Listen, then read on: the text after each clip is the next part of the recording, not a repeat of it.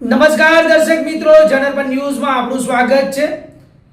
હું છું આપણો મિત્ર કંચન પરમાર। આવો સાંભળીએ આજના મુખ્ય સમાચાર। વડોદરામાં તાલીમ દરમિયાન એસઆરપી જવાનનું મોત। દિનેશ બારિયા તાલીમ દરમિયાન બેભાન થયા બાદ સારવાર દરમિયાન મોત। 29 વર્ષના દિનેશ બારિયા મૂળ રાજપીપળાના તિલકવાડાના વતની પીટી પરેડ બાદ તબિયત લથડતા હોસ્પિટલ કરાયા હતા દાખલ। પ્રાથમિક સારવાર બાદ એસએજી હોસ્પિટલમાં રિફર કરાયા।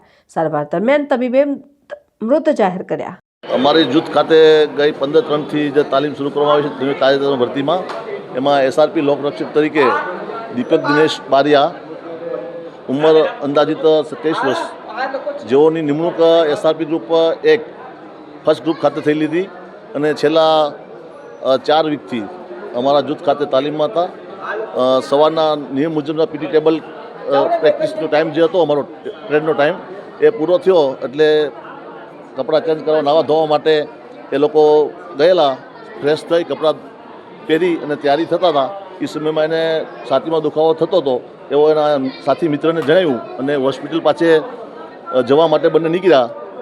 અમારી યુનિટની ડિસ્પેન્સરી ખાતે કેસ પેપર કઢાવી અને સારવાર લેવા જતા હતા એની પહેલાં જ ડૉક્ટર્સની ચેમ્બરની બહાર જ તેઓ ઢળી પડ્યા। એટલે ડૉક્ટરને સમગ્ર સ્ટાફ છે તાત્કાલિક પ્રાથમિક સારવાર આપી જે કાંઈ જરૂરિયાત ડૉક્ટરને જણાવી એ પ્રમાણે ઇન્જેક્શનો અને બોટલ આપ્યા અને રિફરની જરૂર પડી એટલે અમારી યુનિટની જે હોસ્પિટલની જે સારવાર માટે જે અમને સ્પેશિયલ એમ્બ્યુલન્સ ફાળવી છે એ દ્વારા તાત્કાલિક અમે એને સિવિલ હોસ્પિટલ ખાતે અહીંયા ઇમરજન્સી વોર્ડની અંદર દાખલ કરવામાં આવેલા હતા અને સારવાર આપતા ડૉક્ટર શ્રીના જણાવ્યા મુજબ એમને ડેથ જાહેર કરવામાં આવ્યા છે। એની ભરતીનું જે યુનિટ છે એનું માતૃ જૂથ છે એસઆરપી જૂથ 1 છે।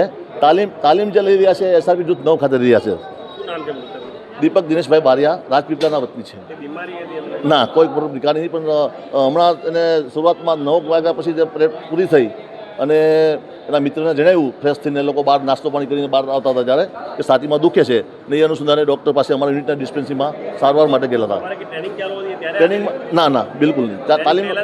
તાલીમ પછી જે રેસ્ટનો સમય હોય છે લોકોનો ફ્રેશ થવાનો સમય હોય છે સવા 9 થી 10:30 સુધીમાં એ સમય દરમિયાન રાજપીપળા। Thank you. મારું ધીરજ ડીબી બાંભણિયા, હું ઇન્ચાર્જ સેનાપતિ છું એસઆરપી જૂથ 9।